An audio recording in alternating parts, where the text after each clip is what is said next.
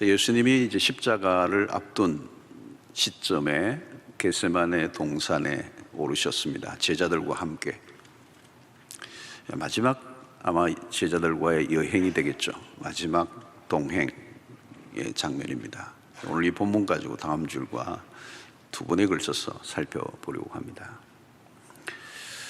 자, 십자가를 앞두고 예수님이 기도의 동산, 평소에 늘 드나드셨던 겟세마네 동산에 오르셨습니다. 십자가라고 하는 거대한 사건을 앞두고 주님이 취하신 것은 기도였습니다. 육체를 입고 계신 그리스도에게 있어서 십자가 사건은 만만한 사건이 아닙니다. 우리는 흔히 예수님이시니까, 하나님의 아들이시니까 그렇게 무덤덤하게 담담하게 십자가를 맞이했을 것이라고도 생각할 수도 있지만, 육체를 입고 오신 그리스도에게서 십자가 사건은 결코 만만한 게 아니었습니다. 매우 위협적인 것이었죠. 36절을 오늘 보면 이르시되 아빠 아버지여, 아버지께는 모든 것이 가능하오니 이 잔을 내게서 옮기시옵소서. 그러나 나의 원대로 마시옵고 아버지의 원대로 하옵소서 하고 하시고 그랬습니다. 참 위대한 기도입니다. 이 36절 한 구절이 위대한 기도예요. 이 잔을 내게서 옮기시옵소서 그랬습니다. 이 잔을, 컵이죠. 잔입니다. 자, 이 잔은 무슨 잔입니까? 저주의 잔입니다. 하나님의 진노를 쏟아부으신 잔, 심판의 잔이기도 합니다. 그런데 이 잔은 죄인이 마셔야 할 잔이죠. 그런데 예수님 앞에 그 잔이 지금 놓여 있는 것입니다. 그 앞에서 예수님이 멈칫하시고 계신 거죠. 멈칫. 왜냐하면 거기에 온 인류의 죄에 대한 대가를 쏟아부으시는 그 저주를 주님이 당하셔야 했기 때문입니다. 특별히 어둠의 권세자들이 예수를 죽이기 위해 총공세를 퍼붓고 있습니다. 십자가 사건은, 이 형벌은 인간이 당할 수 있는 가장 가혹한 형벌입니다. 특별히 이것은 육체적인 고통은 말할 것도 없고 가장 길게 고통을 겪으면서 죽어가게 하는 잔인한 형벌입니다. 육체적인 고통은 말할 것도 없습니다. 정신적인 고통을 동반한 것입니다. 그리스도가 이 십자가 앞에서 당하시는 그 고통은 육체적인 고통을 훨씬 뛰어넘는 것입니다. 가끔 어떤 분은 마취 없이 척추 수술을 하셨는데 예수님의 고통에 동참하고 싶었다는 얘기를 간증을 하시는 분을 들었습니다. 그 보통 일이 아니죠. 마취를 안 하시고 척추 수술을 하셨으니까. 그러나 그 마음은 가상하지만 예수 그리스도의 고통에 동참하는 것은 불가능합니다. 죄 없으신 하나님의 아들이 겪으신 고통은 인간의 상상을 훨씬 넘어서는 것이죠. 자, 우리는 이 겟세마네 동산에서 그리스도가 십자가로 가시는 그 과정의 그 고뇌를 오늘 우리가 보게 됩니다. 여기에는 큰 고통, 그 정신적 고통, 또 육체적인 고통, 영적인 고통, 오늘 또 아빠 아버지요 그랬는데 아버지로부터 거절받는, 버림을 받는 사건, 인류의 유일한 사건. 여기는 고통이라고 하는 큰 과제가 하나 있는 것입니다. 여러분, 기독교의 중심부에는 이 십자가의 고통이 이렇게 놓여 있습니다. 중심부에 그게 있습니다. 이 말은 기독교는 결코 가볍지 않다는 겁니다. 가볍지 않다. 이유는 십자가 때문입니다. 이 십자가는 고통에, 인간이 겪고 있는 모든 고통에 깊숙한 곳까지 다 들어갈 수 있게 하는 것이 이 십자가입니다. 여러분, 죄 많은 세상에 살아가는 인간은 고난의 문제를, 고통의 문제를 피할 길이 없습니다. 그래서 고난은 추상적이지 않습니다. 우리는 고통하면 와닿습니다. 왜? 일상에서 우리가 마주치는, 살아가면서 경험하는 실제이기 때문에. 고난을 다루지 않고 인생을 말할 수가 없습니다. 그런데 우리에게 밀려오는 이 고난은 해석이 어렵다는 겁니다. 불가해하다. 고통은 다면체라고 그래요. 어떤 한 면만이 아니에요. 너무도 면이 달라.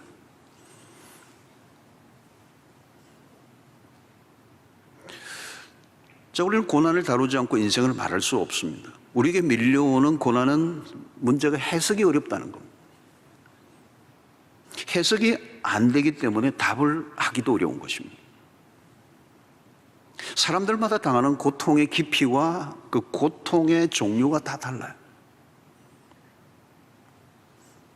고난을 쉽게 다루면 안 되는 것이죠. 고난의 문제를 가볍게 다루는 사람을 만나면 분노가 막 일어납니다. 설교자도 성도의 고통에 쉽게 답을 해주려고 하는 시도는 설교자에게도 위험한 거예요. 너가 고난을 알아? 여러분, 그렇습니다. 내가 당한 고통의 깊이 안으로 들어올 수 있는 사람이 이 세상에 아무도 없습니다. 그리고 누군가 고통을 겪고 있을 때 그 고통의 안으로 내가 들어갈 수도 없어. 고난을 제대로 이해해 줄 수 있는 사람이 이 세상에 있을까요? 부부도 어려워요. 주변 사람들의 어설픈 위로는 고통을 더 심화시킵니다. 그 이야기가 욥의 이야기입니다. 기독교는 고난을 제대로 다룹니다. 고난의 정면으로 다가서게 합니다. 그것이 십자가입니다. 그리스도는 고난을 아시는 분이고 고난을 다루실 수 있는 분이십니다. 왜? 그분이 고난을 겪으셨기 때문에. 그리스도는 고난을 새롭게 다루시고 새롭게 해석하시는 분이십니다. 하나님의 아들이시면서 직접 고통을 겪으셨던 그리스도. 살다 보면 그 누구도 나와 같은 고통을 이해할 수 없을 것이라고 여길 때가 있습니다. 그때 우리가 그리스도에게로 나아가야 돼요. 우리는 그리스도의 고통을 이해할 수 없습니다. 그러나 그리스도는 우리의 고통을 아십니다. 오늘 우리는 본문에서 주님의 고뇌에 찬 장면을 보게 됩니다.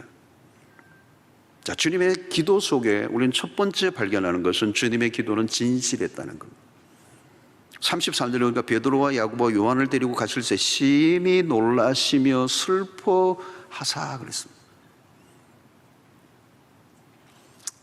자, 이 본문은 번역하기가 굉장히 어려운 단어입니다. 헬라 원어로도 보면 굉장히 어려운 단어들에 비해요. 이유는 뭐냐?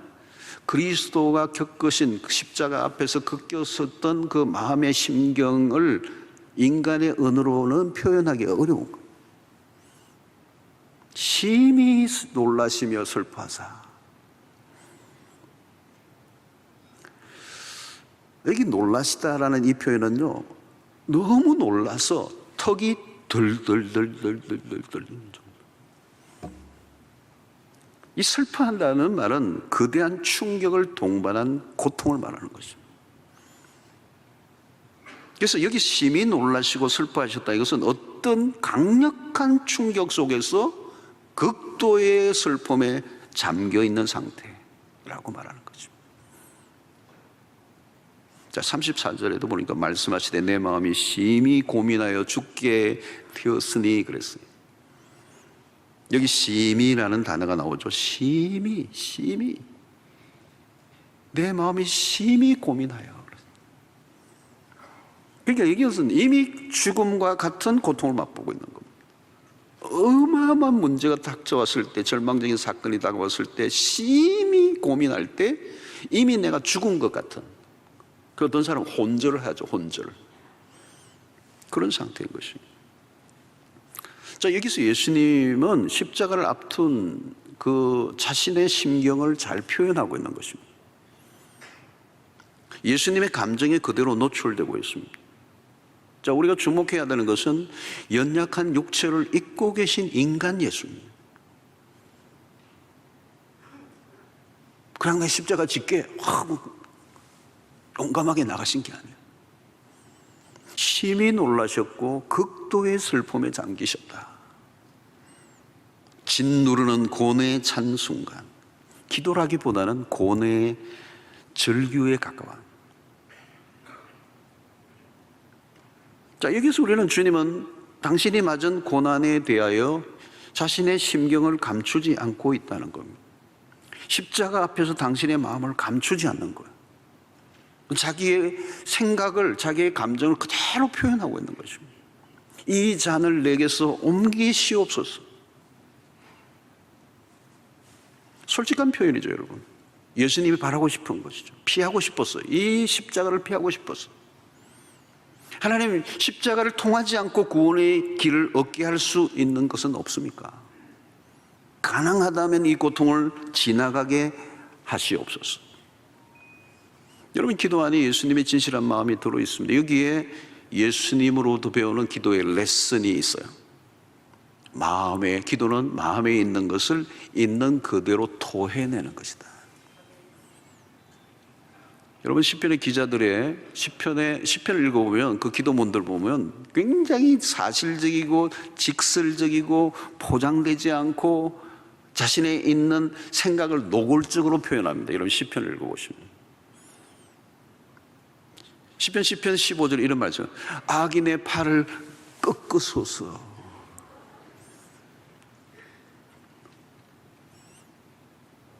오 58절 6절에 보니까 하나님이여 그들의 입에서 이를 꺾으소서. 대단한 얘기예요. 이빨을 다 부러뜨려 주시옵소서. 여과 가정이 전혀 없이 쏟아져 나옵니다. 심할 정도로 거칠게 표현합니다. 울분을 토해냅니다. 그렇습니다, 여러분. 그게 기도예요. 기도는 우리의 소원이나 갈망만을 표현하는 것이 아닙니다. 우리의 감정까지 쏟아낼 수 있어야 된다는 거예요. 시인은 원수에 대하여 무제한적으로 보복해 주시도록 단언합니다.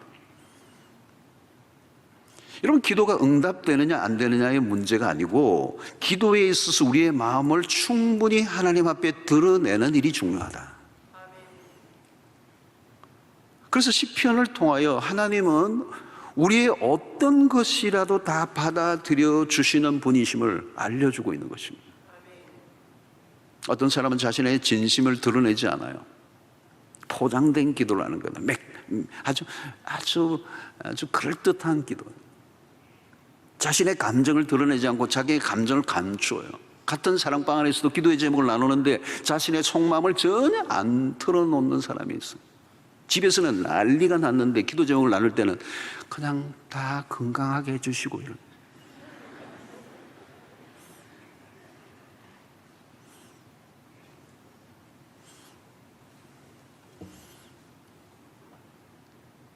그러면 기도는 맴돌 수밖에 없는 겁니다. 형식적이고 의례적인 기도는 중심부로 들어갈 수가 없어요. 자신의 진심을 드러내지 않으면 그건 기도가 될 수가 없는 것입니다. 가끔 우리는 자기의 마음을 괜히 잘못하는 사람들에게 털어놨다가 루머의 주인공이 될 수도 있기 때문에 나는 정말 아픈 얘기를, 속 깊은 얘기를 털어놨는데 그 얘기가 막 떠돌아다니는 거예요. 그게 상처를 받는 겁니다. 그래요, 여러분. 세상에는 비밀이 없어요. 마음속 깊은 얘기를 털어놓을 것이 없어요. 비밀로 해줘 희망사항이 비밀은 없어요. 그래서 마음의 병이 되는 거죠. 내 마음을 털어낼 데가 없어. 정말 속 깊은 얘기를 털어놓을 것이 없어.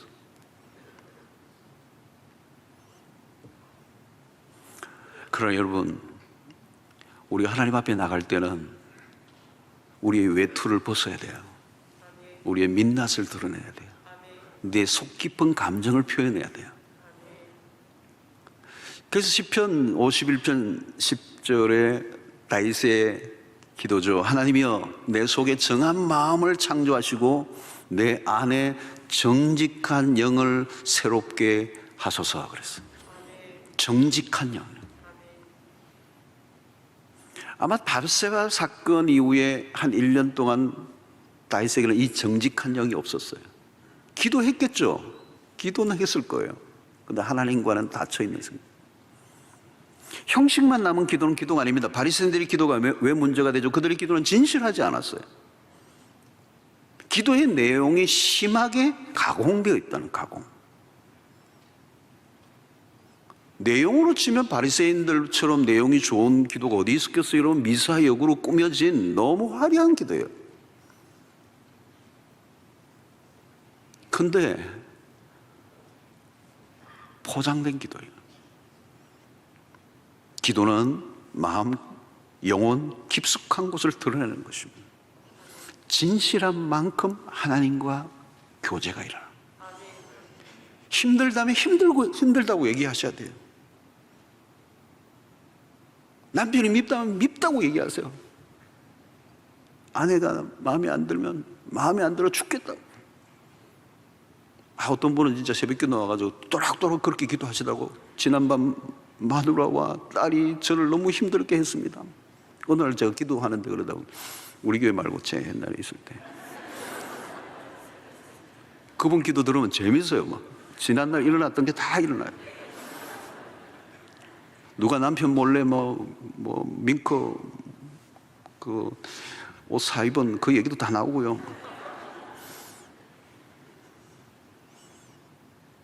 하나님 앞에서 훌륭해 보이려고 하지 말라는 거예요. 하나님 앞에서 자존심 세우지 말라는 거예요. 지금 예수님이 이 잔을 내게서 옮기시옵소서. 이 진실한 기도예요. 여러분, 하나님은 우리의 모든 이야기, 모든 마음, 모든 기도를 들어주실 준비가 되어 있어요. 물론 응답은 하나님이 알아서 하세요. 끄끄소서 한다고 끄끄시는 분은 아니에요. 끄끄소서 막 소리를 지르다가 어느 날 그 기도가 깊어지면 어때요? 아버지, 아까 내가 정신을 못 차리고 그 소리를 했습니다.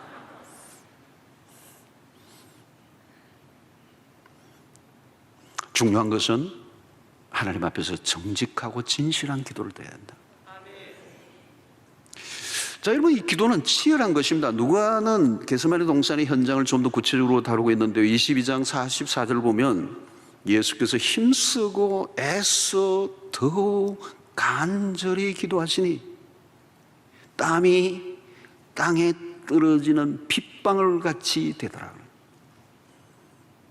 무슨 얘기인지 여러분 상상이 되십니까? 힘쓰고 애써 더욱 간절히, 강조를 몇 번, 땀이 핏방울 같이 떨어졌다. 어떤 분은 모르겠어요. 제가 의학적으로 이게 가능하다는 얘기도 해요. 너무 강력하면 진짜 막 땀방울에서 그냥 피가 터져 나오는 것 같아요. 자, 기도의 자리는 뭐예요, 여러분? 영적 전투의 최전선입니다. 기도의 자리에서 승부가 나는 거죠. 예수님은 3번이나 동일한 기도를 드렸어요. 한 번으로 끝나지 않아요, 이 기도를. 3번. 힘써 애써 간절하게 정말 땀방울이 핏방울 되는 것 같은 기도를 3번이나 하시는 거예요. 어떤 사람은 말을 반복하는 걸 중원부원 기도라고 하는데, 주님이 중원부원 하신 건 아니죠. 중원부원이라는 것은 의미 없이 뜻없이 그냥 늘어뜨리는 걸 중원부원이라지, 주님은 지금 사투를 부리며 온 힘을 다하여 드리는 이 기도는 중원부원이라고 할 수가 없죠. 사도 바울에게도 유사한 모습을 볼 수 있습니다. 자신의 몸에 찌르는 가시를 제거해달라고 3번이나 간절하게 기도했다고 그래요. 치열한 기도입니다. 바울에게 이 육체 찌르는 가시는 자신의 사역을 감당하는 데 지장이 줄 정도였습니다. 그러니까 하나님 앞에 간절하게 3번이나 간구했는데, 이 기도도 치열한 기도예요.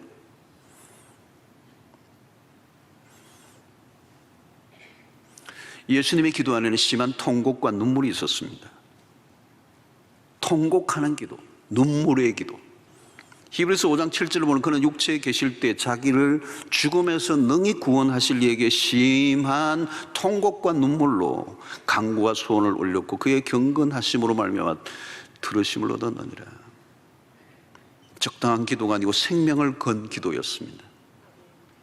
주님은 당신 앞에 고통을 기도로 풀어내신 거죠. 기도 외에는 다른 길이 없으니까. 이런 순간에는 고상한 기도를 드릴 수 없습니다. 전투적인 기도입니다. 품위 있고 세련되고 격식을 갖춘 기도와는 전혀 거리가 먼 기도. 가장 절망적인 사건 앞에 인간이 할 수 있는 것은 기도입니다. 사람들은 평소에 고상한 기도로 끝맺을 때가 있습니다. 별로 아쉬운 것이 없을 때는 그렇게 할 수 있습니다. 커피잔 놓고 편안하게 소파에 앉아서 하품도 몇 번 해가면서 다리 꼬아가지고. 그러나 여러분, 여기에 주님의 기도는 그런 기도가 아니에요. 피가 뒤섞일 정도, 땀방울이 그냥 범벅이 되는, 절규하는, 하나님께 울부짖는, 통곡할 수밖에 없는, 소리를 지를 수밖에 없는. 어떤 사람은 그래, 뭐 그렇게 소리를 지르면서 기도하냐고. 아직 경험을 못 해와서.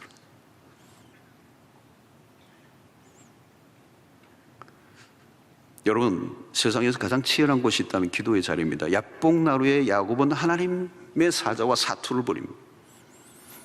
하나님의 사자가 야곱의 엉치뼈를 쳐버렸습니다. 엉치뼈를 쳤어요. 그냥 주저앉는 겁니다. 근데 안 놓잖아요. 매달리잖아요.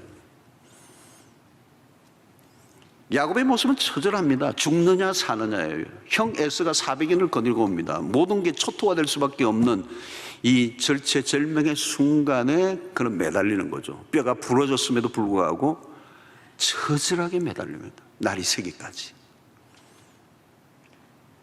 그런 기도입니다. 그게 기도입니다. 한나의 기도가 그렇습니다.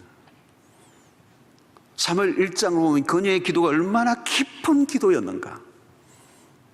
그 시대에 무기력하게 앉아있는 엘리 제사장과 아주 대조를 이루는, 엘리 제사장 기도 안 했겠습니까? 그러나 그 기도는 무기력한, 기운이 빠진 형식적인 제도적인 기도였습니다.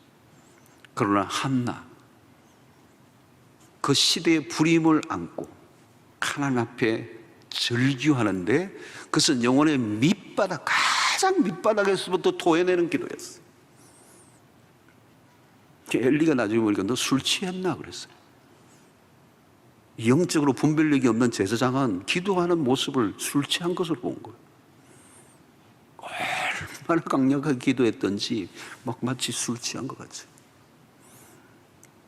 신약의 수로보니게 여인의 기도도 치열합니다. 딸의 문제를 해결하기 위한 엄마의 기도는 의례적인 기도가 될 수가 없어. 사느냐 죽느냐, 딸이 사느냐 죽느냐, 이 엄마의 모성에 하나님 앞에 부르짖죠.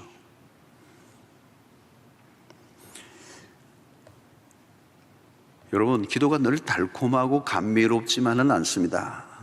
감정을 더 이상 억누를 수 없을 때가 있다는 거예요. 산모가 해산의 진통을 하듯이 울부짖는 기도를 해본 적이 있으십니까? 여러분, 삶이 얼마나 치열합니까? 절박한 문제 앞에 서 있을 때가 얼마나 많습니까? 거대한 산이 가로막혀 있는 듯한 보이지 않는 광야로 우리의 삶을 내몰리게 할 때가 있습니다. 그때 우리는 어떻게 해요? 그냥 기도가 아닙니다. 전투적 기도입니다. 치열한 기도입니다. 눈물이 있는 기도, 땀이 뒤섞인 기도로 승부를 내야 된다. 기도하다가 그야말로 기력이 소진할 정도로, 지금 예수님은 그런 기도를 들으시는 거예요. 기도의 자리에서 성패가 결정됩니다. 그런데 제자들은 어때요? 깊이 잠들어 있습니다. 예수님의 모습과 너무도 대조적이에요. 예수님은 겟세마네 동산에서 기도로 사투를 벌리며 마침 승리의 길로 가죠. 그러나 제자들은 실패의 길을 걷습니다. 땀과 눈물이 섞인 기도는 위력이 있어요. 치열함이 없는 기도는 기도가 아닐지도 모릅니다. 사랑하는 성도 여러분, 여러분들의 기도의 자리를 한번 점검해 보시기를 바랍니다. 오늘 36절에서 클라이막스로 가는데요, 이르시되 아빠 아버지여, 아버지께는 모든 것이 가능하노니 그랬어요. 지금 예수님은 하나님 아버지의 능력을 의지합니다. 하나님, 당신은 모든 게 가능합니다. 능치 못할 일이 없습니다. 그렇다면 이 잔도 옮겨 주십시오 그랬어요. 하나님 전능하신 분 아닙니까? 이런 방법밖에 없습니까? 구태여 내가 꼭 죽어야 합니까? 이 십자가를 내가 져야만 합니까? 구원을 위한 당신의 목적은 바꿀 수 없겠지만 성취하는 방법은 바꿀 수 있지 않습니까? 와, 대단한 기도예요.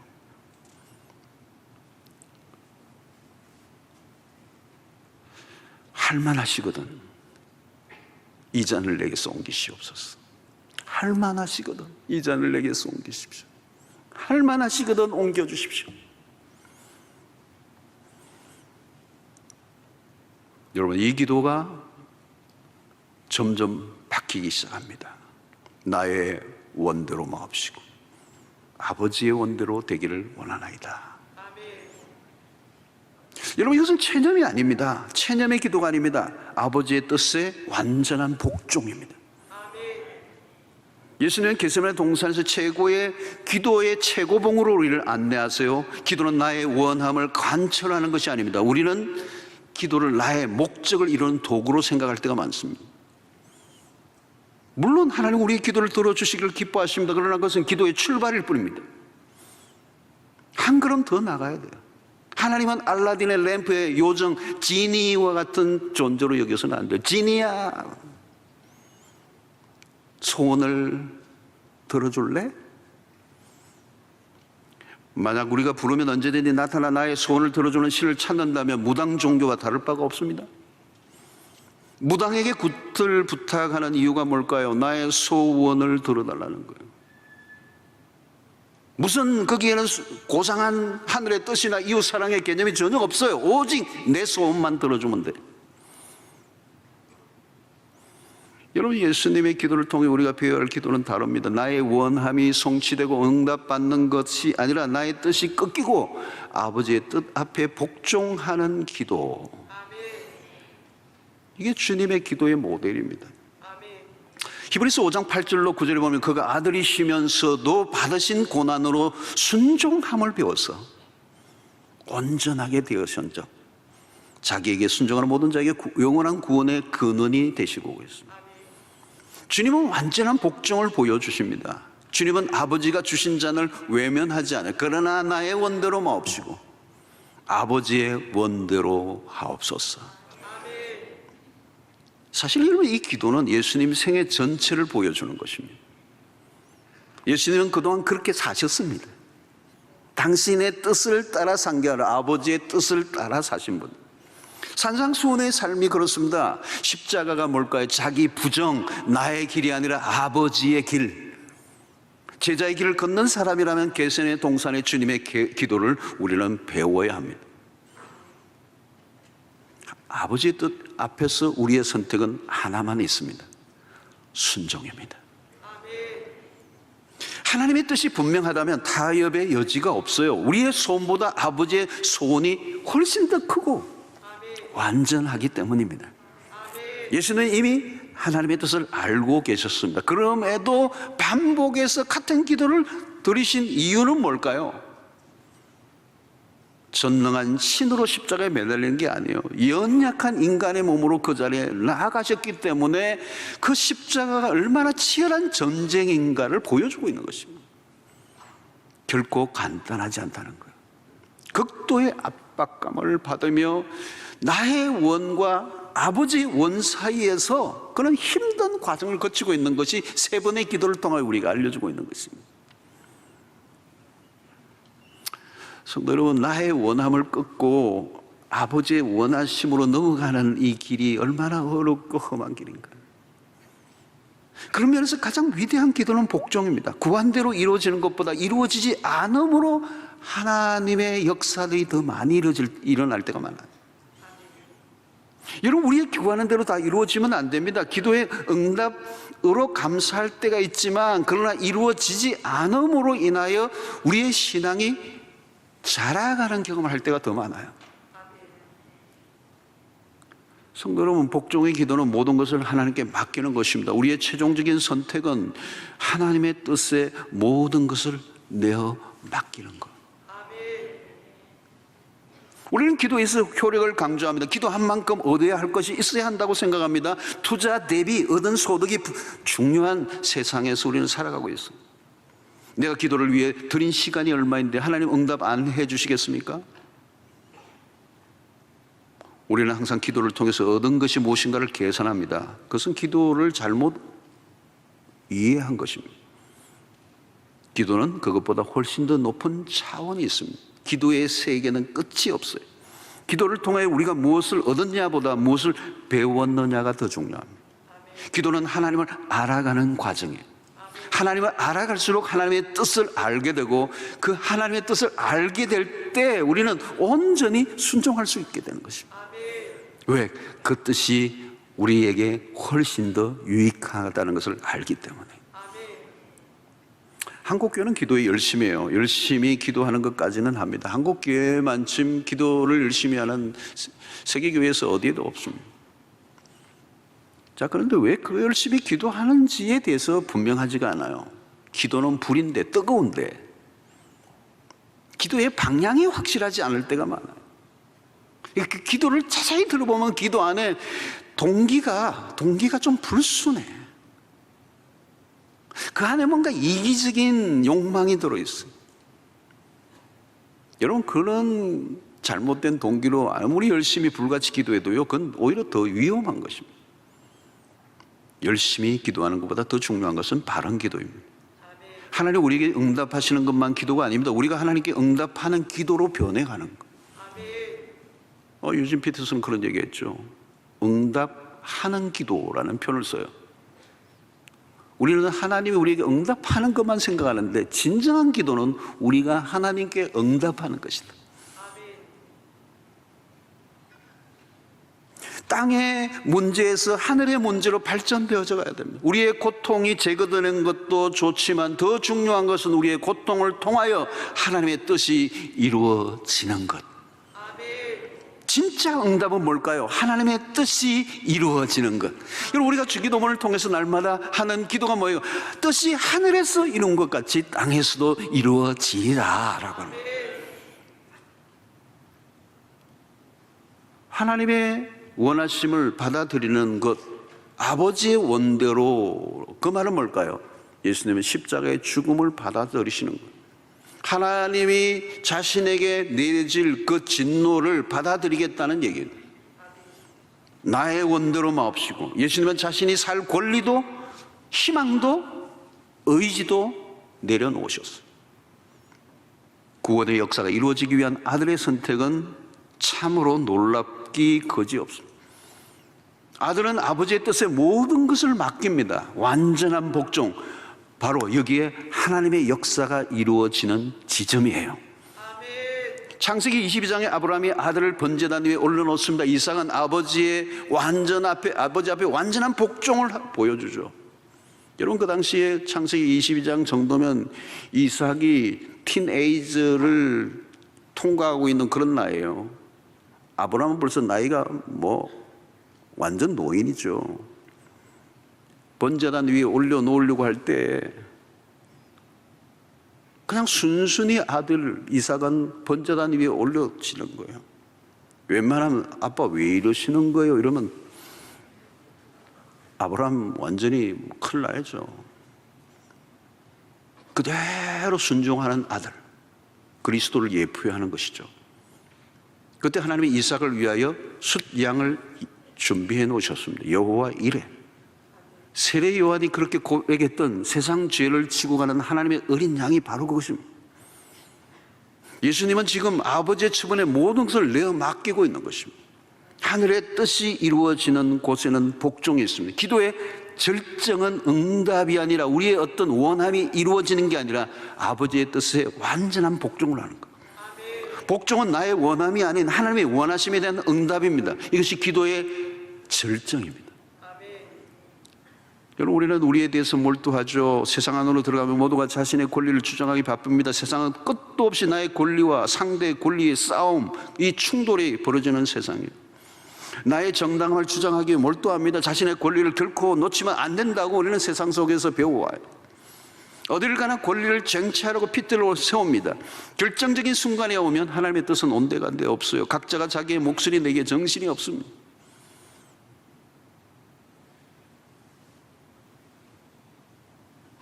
여러분, 세상은 갈등과 분쟁이 많고 요란한 이유가 바로 여기에 있습니다. 이기심으로 똘똘 뭉쳐진 세상 안에서는 하나님의 뜻은 아득한 것입니다. 우리가 하나님이 되려고 할 때가 얼마나 많이 있습니다. 우리는 나에게 지어진 고통을 피하게 해달라는 기도를 들 때가 얼마나 많습니까? 고통은 일단 피하고 보자. 그러나 고통을 피하고자 한다면 고통을 통하여 이루실 하나님의 뜻을 알 수가 없습니다. 하나님은 고통을 통해서 일하십니다. 고통의 시간을 통하여 하나님을 더 깊이 알게 하십니다. 여러분, 언제 하나님께 가장 가까이 나갔습니까? 언제 하나님을 만났습니까? 언제 내 신앙이 가장 깊어졌습니까? 틀림없이 고통의 순간입니다. 모든 것이 잘 돌아갈 때보다 고통의 순간에 우리는 훨씬 더 깊이 하나님을 만납니다. 고난의 신비입니다. 고난의 신비. 고난은 우리의 머리로는 이해하기 어려운 일들을 만들어내는 것입니다. 고난은 이해가 안 될 때가 있지만 그 안에 하나님의 뜻이 있습니다. 그래서 고통에는 뜻이 있다고 말씀하는 거죠. 고통 속에 하나님의 섭리가 숨쉬고 있습니다. 주님은 십자가를 목전에 둔 겟세마네 동산의 기도를 통하여 우리에게 기도를 가르쳐주고 있습니다. 다양한 기도가 있지만 겟세마네 동산의 예수님의 기도는 기도의 레슨의 절정입니다. 겟세마네 동산의 주님의 기도로 주님은 이미 승리하셨고 마귀의 모든 유혹을 물리치시고 겟세마네 동산의 기도를 끝내고 뚜벅뚜벅 십자가 앞으로 걸어가시죠. 이미 그곳에서 기도로 승리하셨기 때문에. 겟세마네 동산에서 예수님으로부터 기도의 모범을 우리가 배웁니다. 오늘 그분의 기도는 진실한 기도였습니다. 그리고 치열한 기도였습니다. 완전한 복종의 기도였습니다. 주님이 제자들과 마지막 밤을 지내며 보여주신 모습은 기도였어요. 그러나 아쉽게도 제자들은 기도의 레슨을 받지 못합니다. 결국 처절한 실패를 경험합니다. 사랑하는 성도 여러분, 기도의 자리에서 모든 것이 결정됩니다. 기도의 자리가 승부처입니다. 승부처. 기도의 자리에서 승리하시기를 축원합니다. 기도에서 이기면 이깁니다. 마귀는 기도의 자리에서 우리를 잠들게 만듭니다. 주님을 닮은 위대한 기도자들이 되셔서 이 어려운 시대 끊임없이 우리에게 밀려오는 수 없는 고난의 파도 속에서도 시련을 능히 견뎌내고 그 시련 속에 하나님의 뜻을 발견하고 그리고 그 모든 시련 속에 다가오는 마귀의 강교한 유혹을 분별해내고 승리하는 주의 백성들 되시기를 축원합니다.